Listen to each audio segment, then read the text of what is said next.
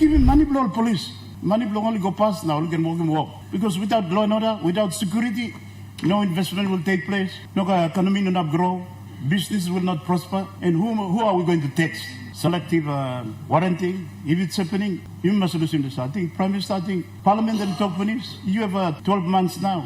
If this ruling is not challenged, now stop now. And you may not have reason, no, politics now. VONC, I think, not now. So government now must lose things in the politics. Now you may go, no, really deliver outcomes for our people, for our country. Importantly, deliver the budget.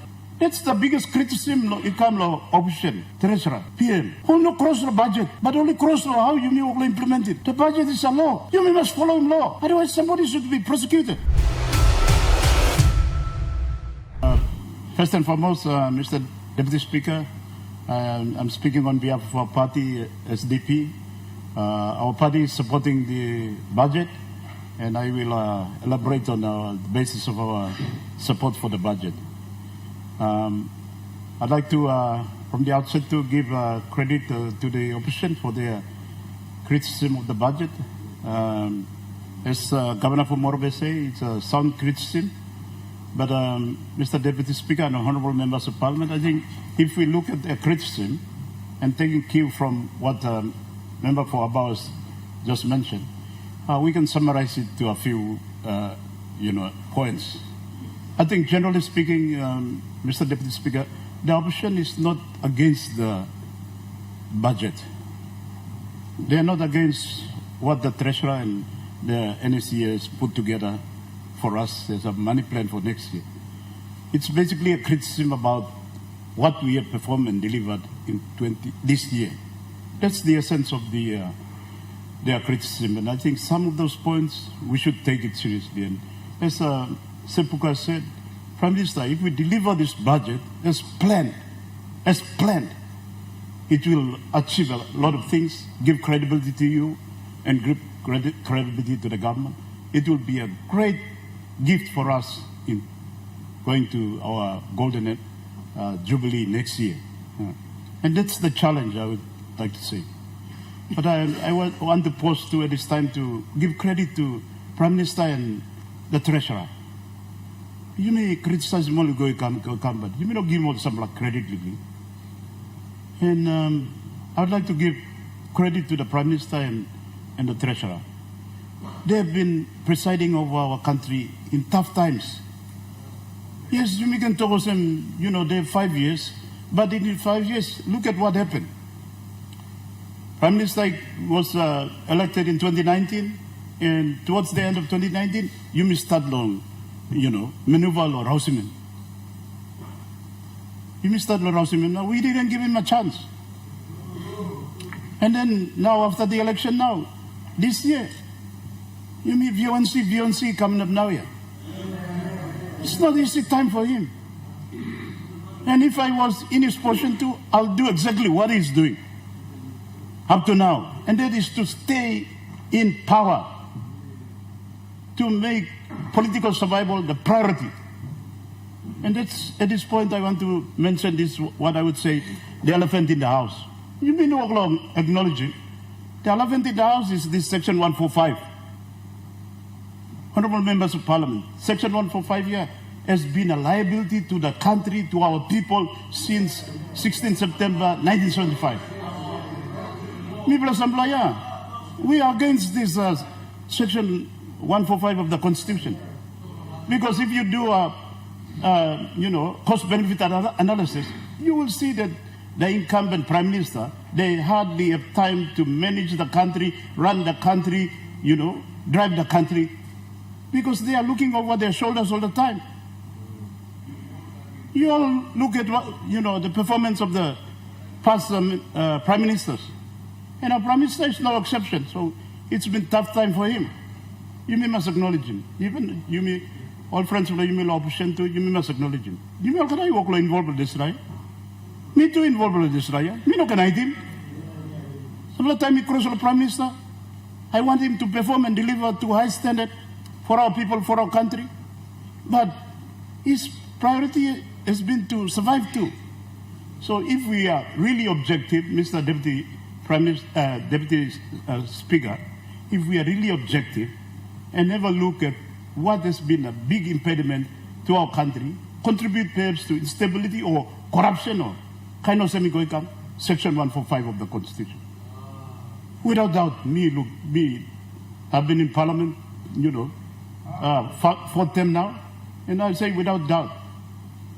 Unlike the old presidential system in other system like America, for example, when the president is elected by the people, his focus is to manage the country, develop the economy, build the infrastructure, provide health care, provide education, quality education to their people, lift their people, lift their country, lift the economy, create opportunities. Is that been a,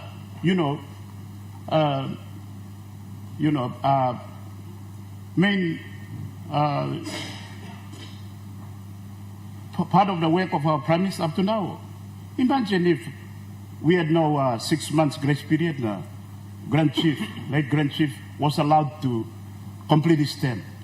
Maybe the story of Papua New Guinea would have been a different story.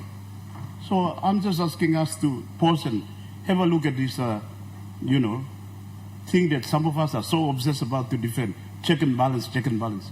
We can do check and balance in different way. I like to give credit to the Treasurer too. You can cross him, you can talk simply now. But let's remember that COVID time in 2020 and 2021, our revenue collapsed by, went down by 2 billion plus. And in that hard time, what does the Treasurer have to do? My advice, tutorial advice, no economist, but I advise him that you have to be like David Copperfield. You have to do it magic. How you do it, just do it. Keep the economy going, keep the system going, keep our people going, keep the country going. Just do it. And he probably went and got loan because there's no other option. People are looking now. What is he supposed to do when the economic revenue is cut by 2 billion in 2020 and 2021? He has to come up with some solution. He's the man in the moment. He has to make decision. Not all of us. You become now, you see, criticize it. Me too criticize long. But he has to do what he has to do. And country has come out of COVID now, you may come now. Here you may have plenty challenge. But post-COVID, yeah, let's look at the world. You must look the world, Mr. Deputy Speaker. Because our economy, you can talk, but it's still import-oriented economy. It's still subject to the fluctuation of the global economy. We don't have much control over it. Yeah, we can do what we can. We have to do what we can. But everything is subject to global, pressures up and down. Because we have not changed the economy to become export-oriented. It's more import-oriented now. Most of the things we are importing, most of the things we need are imported.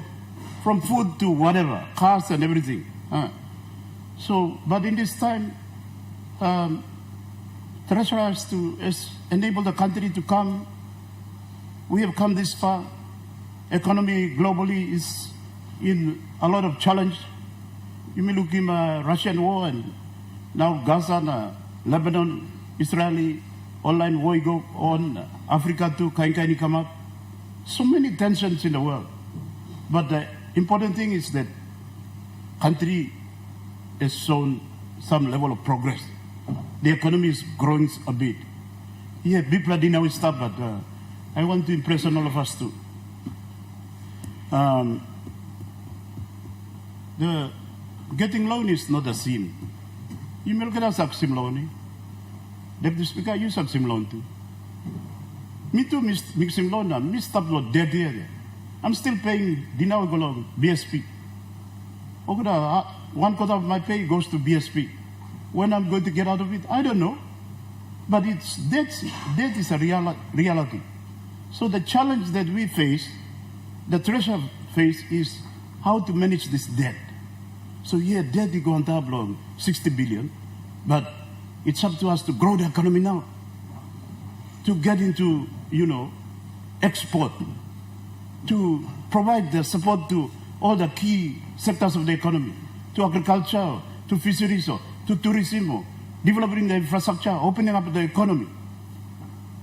You mean look long so-called low-hanging fruit.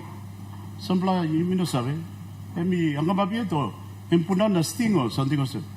But you know, this is the challenge that we all face. And Mr. Deputy Speaker, members of Parliament, if we look at the budget now, it addresses a lot of this. The investment in police, in security, it's increased. You mean worry long law and order? The government is doing the investment now. Not only, putting a lot of capital investment in police, but also increasing their pay. So we take note of Dr. Governor Long ECP, I think Police Minister too, M can attest to this too. I think Treasurer, after this, give him money blow police. Release him, money blow only go past now, we can walk. Because without law and order, without security, no investment will take place. No economy will not grow, business will not prosper, and who are we going to tax? So I think some of these comments about Prime Minister and Treasurer, through you, Mr. Deputy Speaker, some of the comments about selective warranting, if it's happening, you must listen to stuff. You must listen to stuff. I think Prime Minister, I think Parliament and companies, you have 12 months now. If this ruling is not challenged, I'm stop now. And you may not have reason, politics now. VONC, I think not now. So government now must lose thinking of politics. Now you may go really deliver outcomes for our people, for our country. Importantly, deliver the budget. So we look long, side long, some criticism long to me, like begging, but Mr. Deputy Speaker, to one thing about what is they call this terminology, quantitative easing. Quantitative easing is printing money. Okay, printing money. And this treasurer around, I'm not working for the first time. Or get a treasurer before working here. Now in America, I working here. Australia too, I working here. You look at the economies of the world during the COVID time. How did they survive? All printing money here. So we can print money, call it whatever terminology, quantitative easing or whatever, but the challenge now is to grow the economy to make up for the maybe Giaman or artificial, jacking up of the economy. But the fact is that every economy in the world, they do it. The Americans, they've learned how to manage it by making dollar becoming the global sort of a currency. So when they are going into war, they have to fund all this, whatever kind only working in the world here. Everybody pays for it. They have a strategy how to, recover from quantitative easing, printing dollar. So we are printing kina. So is that unusual? Or the Prime Minister before you all working, since my time come Parliament 2007, or the Prime Minister and Treasurer working here. No something. But the challenge now is for us to, grow the economy so that you can make this artificial, jacking of the economy or to make it like realistic, like Governor Long, the real budget and, real, what is the word? Default, yeah. Yes, real economy and Giaman economy or something else, artificial one, you mean nominal economy, something else. Come walk long, Tedina, walk long business, I'm selling all this terminology. Me, I'm lawyer, I'm in school of economics, but me try learning. So anyway, so some of these things, as I said, I think I'm not giving an excuse to the treasurer that he can do anything in life, but there are some things that he has to do to balance us, to keep the country going, to get us to here, and hopefully this problem you me long, creating instability, he might stop, and then the Prime Minister and the government can focus on the real tangible things that needs to be done. That's why we talk here. The elephant in the house is you deny. Talking about Section 145 of the Constitution. It's a big impediment that's really retarded this country since 16 September 1975. I will keep on saying it until you are convinced that you may agree in a change. If the America, which is a powerful country, the most developed economy and military power of the world, they can have that type of, laws where we give you 5 years now. You run the country. People get what they deserve. If they elect a, no good prime minister or no good president, you get what you deserve. If you elect a good one, yeah, absolutely, you got what you deserve too. That's what I think. My attitude that me plus DP, it's our policy to get rid of Section 145 totally. There's 18 months, you may get halfway. But Mr. Deputy Speaker, I think we come longer substance, longer some points where may like contribute long and long.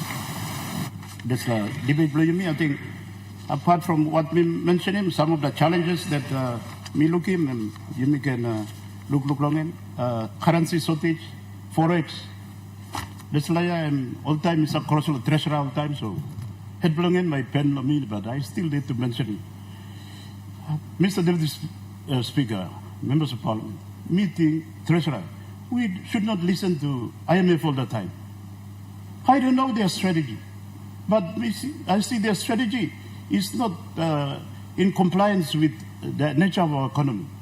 Unlike you may, cutting down whatever you call it, devaluation or allowing Kina to fall, to whatever, this true value of the Kina.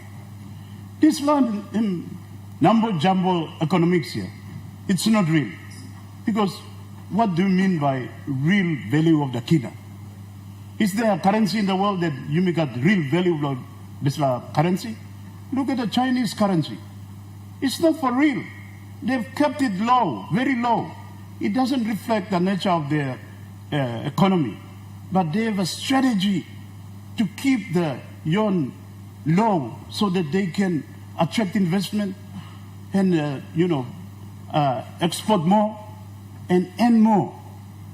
So their economy is an export-oriented economy. They export more and they import less. They can afford a low currency. But Kina,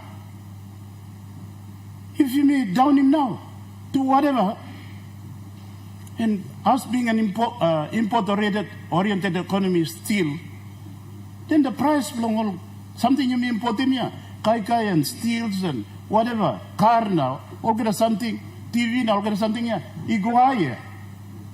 It's not logical. So sometimes we may talk lower, IMF league. We work out what is right for us, and then you may focus on this. Narapla, yeah, I think we talked about this a bit. Structural depreciation of the kina. Number two, challenge you may face this year, go to next year, of course, law and order. And it's catered for in the budget now. You may give priority to law and order. We must commend the government on this one. But I think challenge now is to implement it. So, me looking here, Mr. Deputy Speaker, the budget is framed well, the fiscal framework is good, the allocation that needs to be made to the police, to the security, to relief to our people, and to capital investment, very good. The challenge now is implementation. The agency that by implementing. So, Treasurer, I think you plug planting here along one of the government departments, you plug ministries here.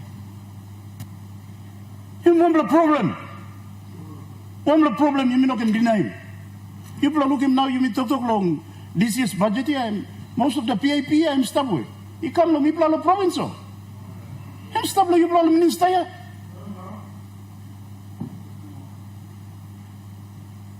So what's the guarantee that this budget will be implemented? PM cannot, it's not a policeman no come around you plan. Hey, you will implementing budget properly. Some money and there's a good, allocation in the budget towards growing the economy, for example, all the money allocated to different sectors of the agriculture, for example. That's a good allocation. But what's the criteria by me excessive? Minister of Agriculture na all team longen all by developing of mechanism we mi plalo province mi play can excessive Maria po. Will it be like again selective type of people? This one must be clear because good allocation is tough, but mechanism maybe not right. Then something by money by evaporate nothing here. That's the biggest criticism it come to opposition, treasurer, PM. Who no cross the budget, but only cross the how you may implement it. The budget is a law. You must follow law. Otherwise, somebody should be prosecuted if we are not following the law. Or if you don't want to follow the law, you come back and we do supplementary budget or reallocation or kind of thing.